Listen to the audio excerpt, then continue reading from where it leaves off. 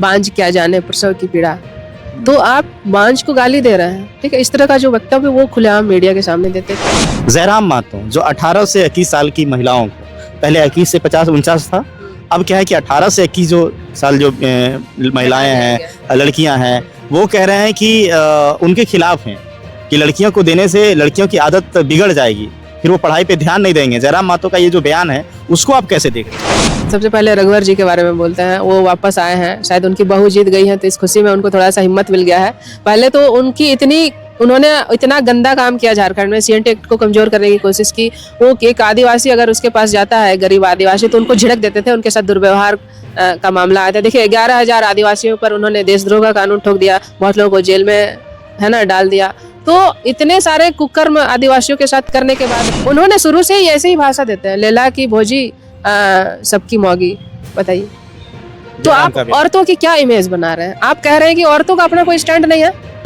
बाद ये मैया योजना को लेकर के जिस तरह से उन्होंने आक्रामक तरीके से कहा कि महिलाएं जो है पैसे का गलत इस्तेमाल करेंगी, तो आप ये मान रहे हैं कि महिलाएं जो है पैसे की बर्बादी करती हैं, वो अय्यास होती हैं औरतें। आप अपनी माओ को, अपनी बहनों को इस तरह की आप गालियां दे रहे हैं। तो तथाकथित बांग्लादेशी घुसपैठियों के साथ आदिवासी महिलाओं को जोड़ करके एक तरह से बांग्लादेशी घुसपैठिया शब्द हम बोलते हैं, तो एक तरह से हम क्या बोलते हैं, ये बाहरी हो गया या अवैध हो गया, है ना। तो अवैध लोगों के साथ आप आदिवासी महिलाओं को भी जोड़ करके आप उनको भी अवैध बनाना चाह रहे थे।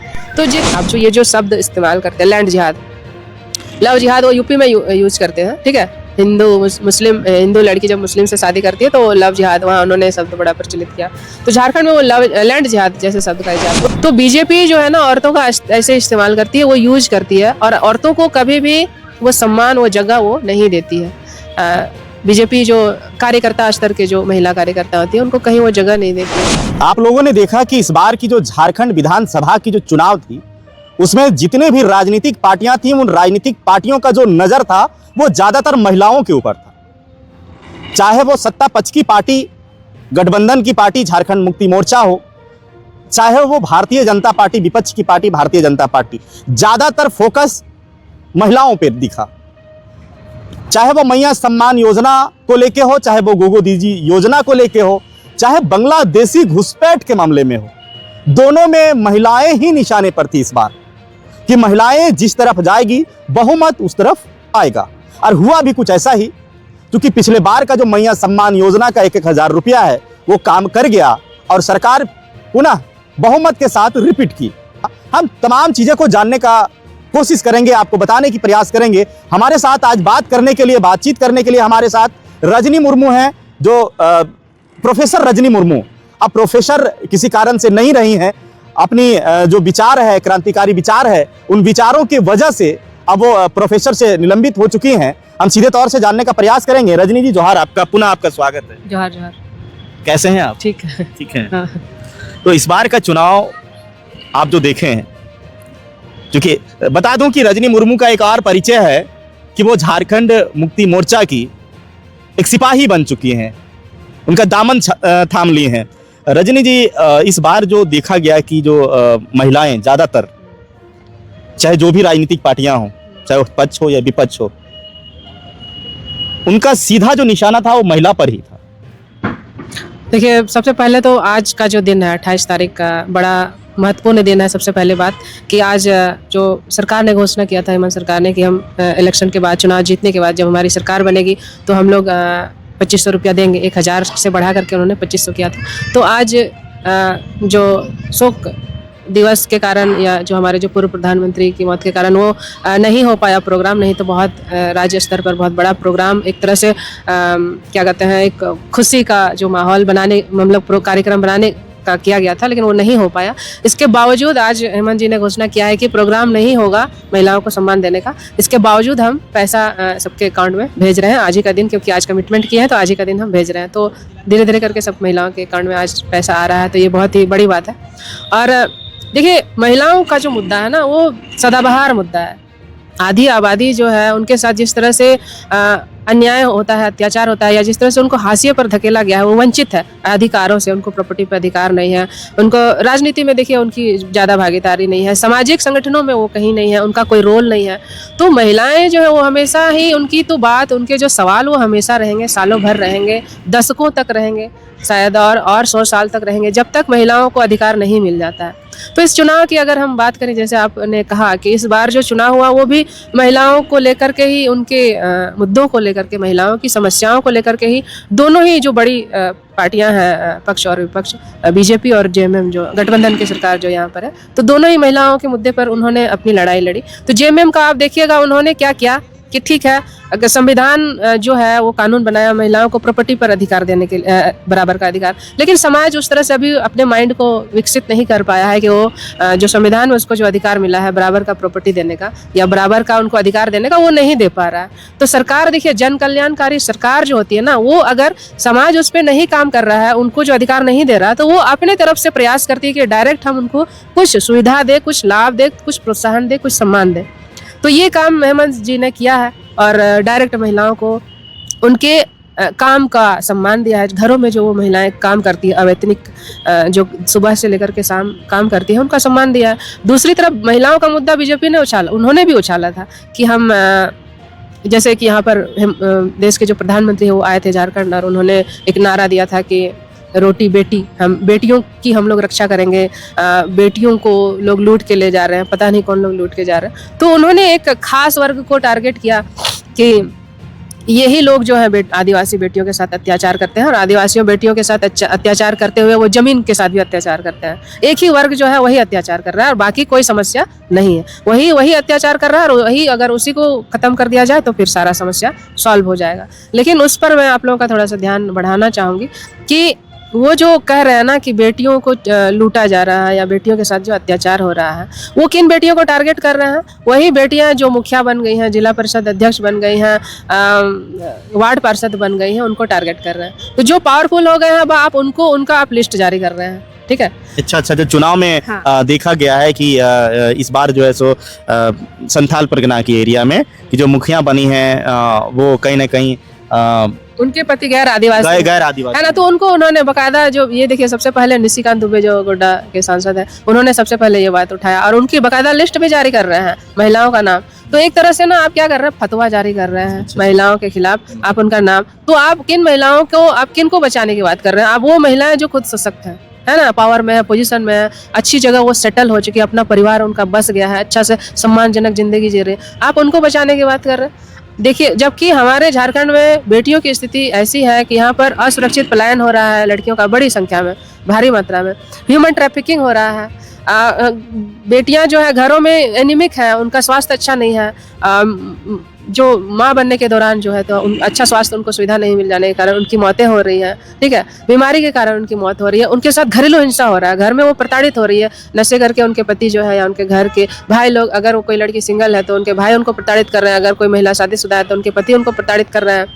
तो उस बारे में हमारे जो प्रधानमंत्री हैं उन्होंने कुछ नहीं कहा, जबकि वो केंद्र में सरकार में है, सत्ता में है, तो वो चाहते हैं तो यहाँ पे ह्यूमन ट्रैफिकिंग का जो कानून है उसको और मजबूत कर सकते हैं, यहाँ पे आदिवासी महिलाओं को लेकर के और ज़्यादा योजना लेकर के आ सकते हैं, स्पेशल योजना लेके आ सकते थे। जैसे हमारे झारखंड सरकार ने, हेमंत जी ने जब सरकार बनी थी 2019 में, उन्होंने शुरू में ही फूलो जानो आशीर्वाद योजना हड़िया बनाने वाली महिलाओं को लेकर के आए थे। तो उस तरह से केंद्र सरकार भी तो आदिवासी महिलाओं के लिए स्पेशल लेके आ सकती है कि यहाँ की जो आदिवासी औरतें किस तरीके से रोड किनारे अपमानजनक तरीके से हड़िया बेच रही हैं, तो चलिए हम इन लोगों के लिए योजना लेके आते हैं।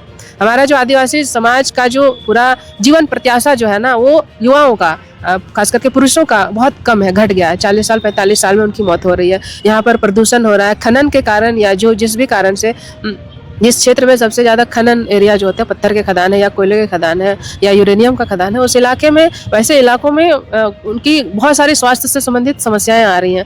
तो केंद्र सरकार चाहती तो ये सारा चीज़ पर शोध करके, रिसर्च करके यहाँ के आदिवासियों के लिए वो प्रोग्राम बना सकती थी, है ना, अच्छे तरह से। उन जो सही विस्थापित जो लोग हैं, जिनको मुआवजा आज भी नहीं मिला है विकास के नाम पर, डेवलपमेंट के नाम पर, तो वो उनको दिलाने का काम करती। लेकिन ऐसा कुछ नहीं करके वो उन महिलाओं को टारगेट कर रही है जो ऑलरेडी सक्षम है, पावरफुल। देखिए, अब ये है कि जिस तरह से चुनाव में देखें, जिस तरह से अभी आपने हमारे साथ जो बातचीत हो रही है, कि इस बार के चुनाव से अंदाजा लगाया जा सकता है कि अब सभी राजनीतिक पार्टियां जो है अब महिलाओं की तरफ रुख कर रही हैं कि महिला को हम अपनी ओर खींचें, क्योंकि अभी हाल ही में बिहार में भी देखने को मिला है कि सुनने को मिला कि बिहार में भी इस तरह झारखंड की तरह योजनाएं लाई जाए, हाँ, महिलाओं के लिए। तो क्या, और इसी में विपक्ष ये भी कह रही थी कि मैया सम्मान योजना लुभावन योजना है। तो दोनों पहलुओं पे आप क्या देख पा रहे हैं? देखिए, मध्य प्रदेश जो है, जहाँ पे बीजेपी की सरकार है, वहाँ पे भी महिलाओं के लिए इस तरह की योजनाएं हैं जो महीने उसको कुछ रुपये दे रही है। छत्तीसगढ़ में दिया जा रहा है, उड़ीसा में दिया जा रहा है, भले कम पैसा दिया जा रहा है लेकिन दिया जा रहा है। आपका बंगाल में दिया जा रहा है। दिल्ली में जो है ना, केजरीवाल जी ने बस फ्री कर दिया है महिलाओं के लिए। तो महिलाओं के लिए हर जगह जो भी सरकार होती है, कल्याणकारी सरकार होती है, वो दे ही रही है उनको। देखिए, योजनाएं, विशेष योजनाएं, जो पैकेज जो किनके लिए बनता है? जो वंचित होते हैं, जो पिछड़े होते हैं, दबे कुचले, बाकी लोगों से वो पिछड़े होते हैं, उनके लिए होता है। तो सिर्फ झारखंड में ये मैया योजना है, इस तरह इसके खिलाफ देखिए PIL किया लोगों ने, वो तो किया, कोर्ट में किया। अब माहौल बना रहे हैं, कुछ नेता हमारे विधायक ऐसे हैं जो एकदम इस योजना के खिलाफ ही उखड़ करके आ गए हैं और बहुत ही आक्रामक तरीके से बोल रहे हैं कि मैया योजना से झारखंड की अर्थव्यवस्था खराब हो जाएगी, औरतें निकम्मी हो जाएंगी, है ना, लिपस्टिक लगाएंगी या विलासिता वाला जीवन जिएंगी। तो आप उन लोगों के लिए कह रहे हैं जो जिनको सालों से वंचित करके रखा गया, उनको 100 रुपया के लिए अपना परिवार का बाट, पुरुषों का बाट जो होना पड़ता है। तो वैसी महिलाओं को अगर सरकार दे रही है पैसा, तो कुछ विधायक हैं जो महिलाओं। अब देखिए आप इसी में हम कहना चाहेंगे, जो कि अभी आप जो सवाल कर रहे थे, ये कुछ विधायक है।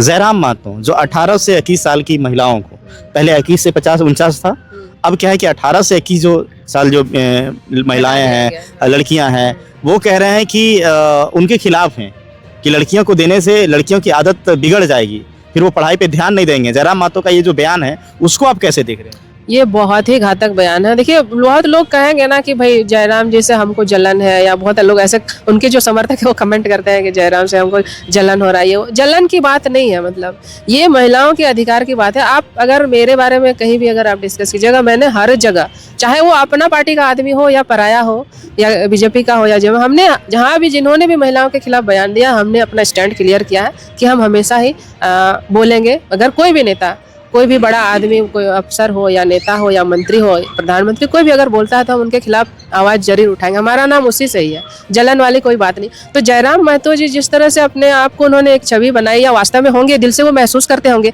कि वो एक क्रांतिकारी हैं, आंदोलनकारी के परिवार से अपने आप को बताते हैं। तो देखिए, जो आंदोलनकारी, या फिर बहुत लोग ऐसे बोलते हैं कि हम भगत सिंह वाला उनका जो गेटअप बनाने की कोशिश कुछ लोग करते हैं। तो आप देखिए, भगत सिंह का जो उसका जीवनी अगर आप पढ़िएगा ना, तो वो महिलाओं के लिए कितनी प्रोग्रेसिव मानसिकता रखते थे, वो कितने संवेदनशील थे। ठीक है, जयराम जी अम्बेडकर को लेकर के भी काफ़ी, संविधान के बारे में काफ़ी बोलते हैं, संविधान का नाम लेकर के ही वो इतना अपने हक और अधिकार के लिए बोलते हैं। लेकिन उन्होंने संविधान में जो महिलाओं के लिए बाबा साहब ने जिस तरह से लड़ाई लिया, वो संसद भवन में जिस तरह से महिलाओं के लिए हिंदू कोड बिल, जिसमें महिलाओं को अधिकार मिलने वाला था बराबरी का, उस अधिकार के लिए वो कितने वो लड़े हैं, है ना। और वो एक बार में नहीं पास कर पाए, तो उन्होंने पार्ट करके, थोड़ा थोड़ा करके महिलाओं के लिए हिंदू जो है उत्तराधिकार अधिनियम लास्ट में देखिए 2005 में आया। इससे पहले हिंदू मैरिज एक्ट आया, तो वहाँ पे महिलाओं को अधिकार दिया गया। शादी में जिस तरह से महिलाओं की प्रताड़ना होती है, तो उस चीज़ के लिए अम्बेडकर जी वो पुरुष होकर के उन्होंने सोचा और उन्होंने किया, महिलाओं के लिए आवाज उठाए। आप राजा राम मोहन राय को देख लीजिए, वो भी पुरुष ही थे। ठीक है, आप सावित्रीबाई फुले के जो हस्बैंड है उनको आप देख लीजिए, है ना। तो ईश्वर चंद्र विद्यासागर को आप देख लीजिए, उनका भी नाम महिलाओं के लिए लड़ने के लिए, उनके लिए आवाज लेने के लिए, उसके लिए स्टैंड लेने के लिए उन लोगों का नाम है। तो जयराम जी जैसे अपने आप को क्रांतिकारी बोलते हैं, भगत सिंह जैसा अपने आप को प्रदर्शित करने की कोशिश करते हैं, तो ऐसे लोगों को देखिए महिलाओं के प्रति बहुत संवेदनशील होना चाहिए। और मुझे लगता है कि ये बहुत ही इस मामले में बहुत ही गड़बड़ है इनकी मानसिकता, बहुत ही नकारात्मक है। मैंने उनको शुरू से ही देखा है, जब वो राजनीति में 2 साल पहले आए थे। आप देखिए, शुरू से मैं उनके बारे में बात करती हूँ। तो झारखंड की गरीबी का उदाहरण वो महिला विरोधी जो लोकप्रिय लोकल जो कहावतें हैं, बांझ क्या जाने प्रसव की पीड़ा, तो आप बांझ को गाली दे रहे हैं। ठीक है, इस तरह का जो वक्तव्य वो खुलेआम मीडिया के सामने देते थे, बांझ क्या जाने प्रसव की पीड़ा। तो कोई औरत बांझ अपने आप तो नहीं होती ना, भगवान ऊपर से उसको बांझ बनाया, तो इसमें इसकी क्या गलती है? क्या एक जो माँ जो अपने बच्चे को पैदा करती है, वो क्या एकदम से बहुत अच्छी माँ होती है? क्या वो अपने बच्चे के साथ शोषण नहीं कर सकती है? उसको नहीं मार, आप देख लीजिए कितनी माएँ अपने बच्चों के साथ मारपीट करती हैं, है ना, प्रताड़ित करती हैं। तो आप किस बांझ औरत को देखे हैं जो बच्चों को प्यार नहीं करती? जो बांझ होती है वही तो सबसे ज्यादा बच्चों की चाह रखती है, वो दूसरे के बच्चों को बहुत प्यार करती है। तो जो बांझ, जैसे समाज में बांझ औरतों को समाज में इज्जत नहीं मिलता, वैसी औरत को छोड़ दिया जाता है, ससुराल वाले उसको त्याग देते हैं। उनकी शादी मुश्किल हो जाती है। ये बयान किया जाता है। उन्होंने शुरू से ही ऐसे ही भाषा देते हैं, लैला की भोजी सबकी मौगी। बताइए, तो जयराम आप का बयान। औरतों की क्या इमेज बना रहे हैं? आप कह रहे हैं कि औरतों का अपना कोई स्टैंड नहीं है। आप आने की कह सकते हैं कि जयराम महतो जो मैया सम्मान योजना के विरोध तो शुरू से कर ही रहे हैं, वो तो देखिए उनके समर्थक शुरुआत का उनका जो महिलाओं को लेकर के स्टैंड मैं बता रही हूँ कि वो इस तरह का बयान देते हैं। आप बताइए, खुली सभा में एक नेता जो अपने आप को मान रहा है, क्रांतिकारी मान रहा है, इस तरह का बयान उसको देना चाहिए? तो शुरू से ही वो महिलाओं के प्रति संवेदनहीन है। ठीक है, इसके बाद ये मैया योजना को लेकर के जिस तरह से उन्होंने आक्रामक तरीके से कहा कि महिलाएं जो है पैसे का गलत इस्तेमाल करेंगी, तो आप ये मान रहे हैं कि महिलाएं जो है पैसे की बर्बादी करती हैं, वो अय्यास होती हैं औरतें? आप अपनी माओ को, अपनी बहनों को इस तरह की आप गालियां दे रहे हैं? क्या जो जेएलकेएम के जो पार्टी से जुड़ी हुई महिलाएं, क्या उसका लाभ नहीं लेंगी? वो भी तो लेंगी ना। महतो समुदाय के लोग भी तो, की महिलाएं भी तो लाभ लेंगी। तो क्या आपकी औरतों को अगर घर में पैसा मिल जाएगा तो वो फिजूल खर्ची करती है? नहीं, हम तो जानते हैं कि महिलाएं ही पैसे को संरक्षित करती है, अपना बटुआ में, अपना साड़ी में छुपा के रखती है। इमरजेंसी में पुरुष लोग तो खर्च कर देते हैं, औरतें ही तो पैसा बचाती हैं। अपना खाना छोड़ करके वो घर के, अपने आप को भूखे रख के घर के लोगों को सबसे पहले वो खाना खिलाती है। वो माएँ होती है, बहनें होती है। आप उन औरतों को बोल रहे हैं कि वो पैसा बर्बाद कर देंगे। तो आप महिलाओं के प्रति कितनी दुर्भावना पाल के बैठे हुए हैं आप। ठीक है, और दूसरा वो जो कहते हैं कि नहीं स्कॉलरशिप के रूप में मिलना चाहिए लड़कियों को, तो जयराम जी को ये चीज़ समझना चाहिए कि जो लड़कियां हमारे झारखंड में इतनी बड़ी संख्या में लड़कियों का बाल विवाह होता है, 80 से 90% जनसंख्या जो है वो गांव में आज भी निवास करती है। क्या उनको नहीं दिखता है कि 15 साल 14 साल में लड़कियों की शादी हो रही है, 18 साल में शादी हो जा रही है, 19 साल में वो माँ बन जा रही है, उनकी पढ़ाई छुड़वा दी जा रही है। लोग कहते हैं कि हम लड़कियों को ज़्यादा पढ़ाएंगे तो फिर हमारी बात नहीं मानेगी, तो लोग पढ़ाई रुकवा देते हैं। कितनी लड़कियों की पढ़ाई तो छोड़िए ना, पढ़ाई तो रुकवा देते हैं, नौकरी करने वाले को नौकरी छुड़वा दिया जाता है कि नौकरी नहीं करना है आपको, आप घर में बैठिए, घर में खाना बनाइए। उनको अपना गांव में ही देख लेना चाहिए ना। उनकी गांव की औरतें, जयराम महतो की जो गांव है, उनके गांव कितनी औरतें पढ़ाई कर रही हैं? आप देख लीजिए, आपके घर में कितनी 18 साल में 20 साल में लड़कियों की शादी हो गई है, उनको घर द्वार संभालना पड़ रहा है। तो जो घर द्वार संभाल रही है, जो ड्रॉप आउट हो गई है, स्कूल जिन्होंने छोड़ दिया, कॉलेज जिन्होंने छोड़ दिया है, तो आप उनके बारे में नहीं सोच रहे हैं? लड़कियों, अगर ठीक है, आप देख लीजिए, बहुत सारी लड़कियां मैट्रिक कर ली, ग्रेजुएशन कर ली, अब उसकी शादी का वो लोग वेट करते हैं, किसको शादी करना, अब आगे नहीं पढ़ाना, वो घर बैठ गई, शादी हो गई। तो क्या उस ऐसी लड़कियों को, क्या उनको सरकार से लाभ लेने का अधिकार नहीं है? सिर्फ पढ़ने वाली लड़कियों को आप अधिकार दीजिएगा? वो कह रहे हैं कि लड़कियां तभी पढ़ेंगी, उनको आप स्कॉलरशिप दीजिएगा। अरे भाई, लड़कियां खुद से डिसीजन कहाँ ले पा रही हैं? डिसीजन पावर उनके पास रहेगा तभी ना वो पढ़ेंगी। आप उनको घर में, देखिए, एक शादीशुदा औरत को भी अगर आप पैसा दीजिएगा जिसका पढ़ाई छूट गया, तो वो हो सकता है कि वो फिर अपने पैसे, उस पैसे से वो अपना पढ़ाई लॉन्ग डिस्टेंस से पढ़ाई कर सकती है, कॉलेज में एडमिशन ले सकती है, फिर से वो अपनी पढ़ाई शुरू कर सकती है। कोई औरत, लड़की ग्रेजुएट होकर के घर में बैठ गई है, बच्चा भी है उसका, तो फिर से कंपटीशन का तैयारी कर सकती है, अपना ट्यूशन का फी, कोचिंग का फीस वो जमा कर सकती है। आप इस तरीके से क्यों नहीं सोचते हैं? स्कॉलर तो साल में मिलता है। हाँ, वो स्कॉलरशिप तो साल में मिलता है। सरकार अगर आपको हर महीने दे रही तो आपको क्या दिक्कत है? लोग कहते हैं कि भाई इससे झारखंड की अर्थव्यवस्था खराब हो जाएगी। आप महिलाओं को आधी संपत्ति दे देंगे तो आप कहेंगे कि पुरुषों का अर्थव्यवस्था खराब हो जाएगा। आप सारा पैसा अपने अकेले डकार के बैठ के रहना चाहते हैं। तो आप जो संपत्ति का जो वितरण है ना, समान बराबर का वितरण आप नहीं करना चाहते। आप सारी संपत्ति पुरुषों के हाथ में देके रखना चाहते हैं। आप औरतों को, पुरुषों, इस देश का जो कमाई है, अर्थव्यवस्था, उस अर्थव्यवस्था में औरतों की कोई हिस्सेदारी आप नहीं देना चाह रहे। औरतों के, उनके कमांड में आप कोई पावर नहीं देना चाह रहे। तो क्या आप झारखंड में, झारखंड सरकार यानी महिलाओं को अब हिस्सेदारी देने जा रही हैं, जो भी खनिज संसाधन यहाँ भरपूर जो है उसमें? देखिए, सब शुरुआत 2500 रुपया की जो शुरुआत है, 1000 रुपया की शुरुआत है, क्या वो शुरुआत उसी का एक कड़ी है? बिल्कुल। ये देखिए, ये बहुत ही, देखिए, लोगों को लग रहा होगा ना कि क्या होगा 2500 से। आप नहीं जानते 2500 से क्या होगा। उस औरत के हाथ में अगर डायरेक्ट उसके अकाउंट में, उसके खाते में आएगा, तो आप देखिए, जानते हैं, और जानते हैं इसमें क्या होगा। 2500 अगर औरत के हाथ में भी आएगा ना, तो उसमें भी आप देखिएगा उनका पैसा उनके परिवार के पुरुष लोग, बड़े लोग ले लेंगे बहाना करके। बहुत कम औरतों के हाथ में फिर भी उनके। तो सरकार तो हर तरफ से चाहती है कि औरतों को पावर दे। सरकार तो कह दिया, उन्होंने तो लिख दिया संविधान ने कि औरतों को आधी संपत्ति में हिस्सा दीजिए। नहीं मिल रहा है ना। अभी महिलाओं के अकाउंट में 2500 रुपया आएगा, कोई गारंटी नहीं है कि वो उस 2500 रुपये का फायदा अपने लिए, अपने स्वास्थ्य के लिए, अब जो एनीमिक होती है महिलाएं, अपने बच्चे के जो पैदा करते हैं उस वक्त उनको खान पान ठीक से परिवार से मिल नहीं पाता है, उनको जो अतिरिक्त खान पान मिलना चाहिए। तो देखना पड़ेगा कि वो कितना वो उस पैसे का अपने पर वो यूज कर पाएंगे, वो देखने वाली बात है। चलिए ठीक है, हम थोड़ा सा पीछे जाते हैं कि चुनाव के दौर में जो संथाल की महिलाएं हैं, बढ़ चढ़ के हिस्सा जो ली है, वोट की है इस बार, क्या मुख्य वजह मैया सम्मान योजना 1000 या 2500 रुपया रहा है या कोई और वजह रहा है? देखिए, महिलाओं के लिए यही वजह रहा है। महिलाओं, देखिए, संथाल परगना अगर स्पेशल हम बताएं तो मैं चूँकि संथाल परगना से हूँ, है ना, तो संथाल परगना में इतना ज़्यादा पलायन है, इतना ज़्यादा ह्यूमन ट्रैफिकिंग है लड़कियों का, और 8,000 10,000 महीने के लिए महिलाएं जो हैं बाहर जा कर के एकदम बहुत ही दबे कुचले इलाके में, बहुत ही ख़राब इलाके में, सड़ांध वाले इलाके में वो किसी तरह से रह करके गुजारा कर रही है। और मान लीजिए 8,000 6,000 वहाँ जा करके महिलाओं को हो रहा है, तो 4-5 हज़ार तो उसका खाने पीने और रेंट में ही खर्च हो रहा है, बचता होगा 1-2 हज़ार, ठीक है। तो आप देखिए इतनी बड़ी संख्या में जब महिलाएं असुरक्षित तरीके से बाहर काम कर रही हैं, नौकरानी के रूप में वहाँ जाके प्रताड़ित हो रही हैं।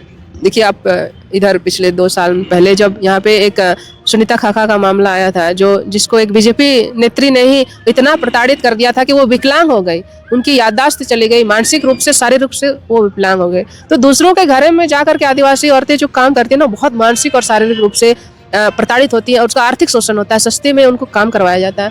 तो इतनी बड़ी संख्या में जब महिलाएं बाहर जा रही हैं, तो उनको जब ये 2-2.5 हज़ार रुपया मिलेगा ना, घर में बैठ के उनको मिलेगा, तो बाहर जाके काम नहीं करेंगे। वो घर में रह करके अपने घर में, अपने माँ बाप के घर में या अपने पति के घर में, या अगर वो अलग से रहती है घर में, तो वहाँ रह करके अपना जीवन यापन कर सकती हैं। अपने बच्चों को, अगर वो सिंगल मदर है तो अपने बच्चों को स्कूल भेज सकती है, पढ़ाई कर। ठीक है। रजनी जी, जो बांग्लादेशी घुसपैठ का जो मुद्दा चुनाव में पूरा चला, और भाजपा कहीं ना कहीं उसी चीज को फिर से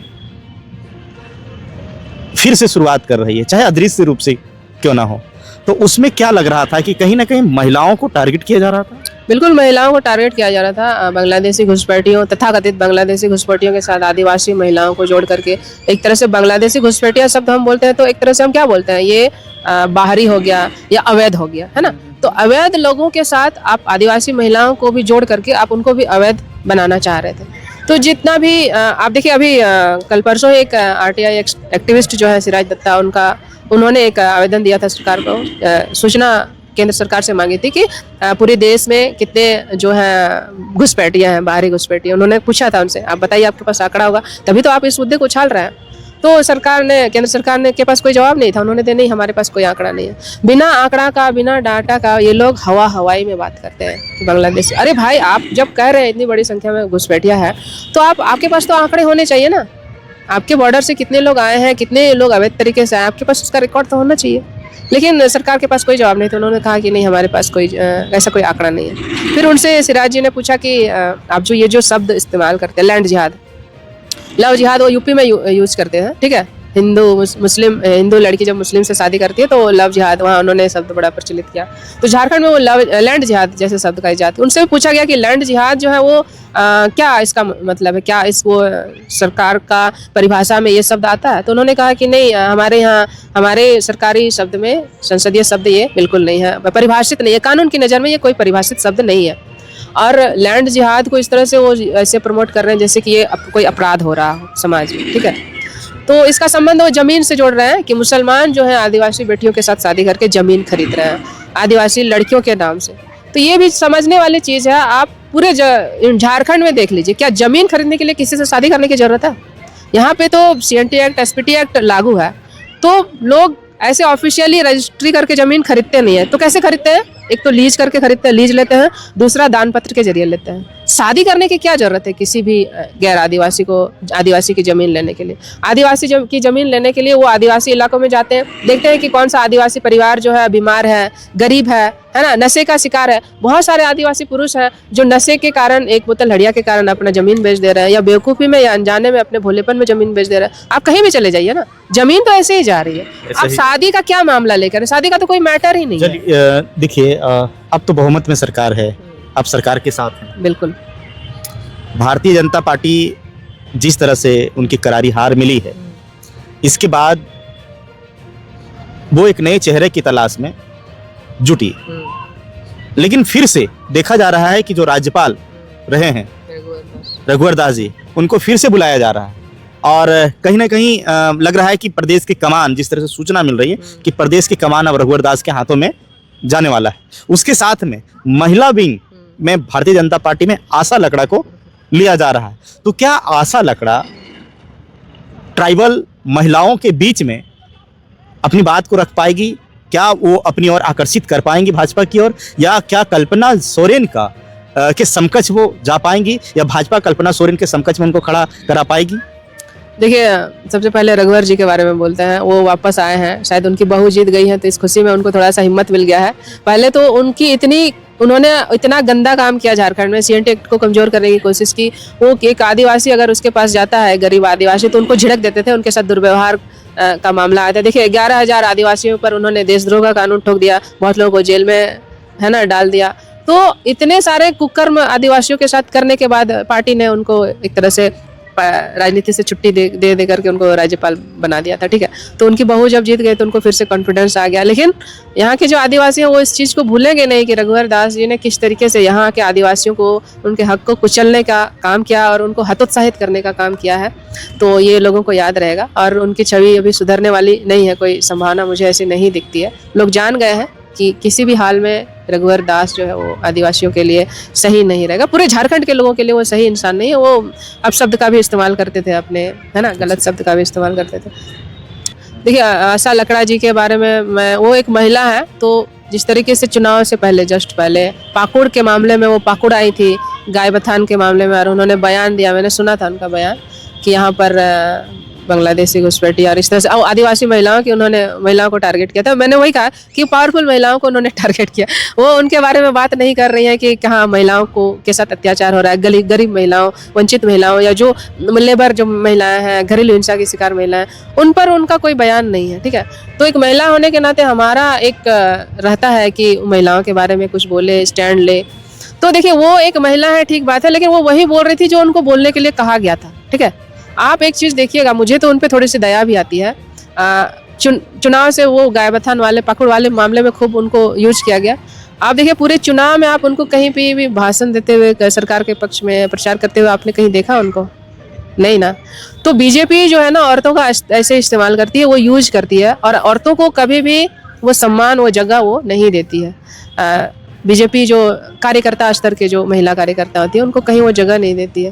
लेकिन वो जो सूचना है कि उन्हें जिस तरह से फील्ड में उतारा जाएगा ट्राइबल महिलाओं के बीच में, आदिवासी नेत्री के रूप में, तो क्या कल्पना सोरेन के समकक्ष या उनके बराबरी या वो कर पाएंगी?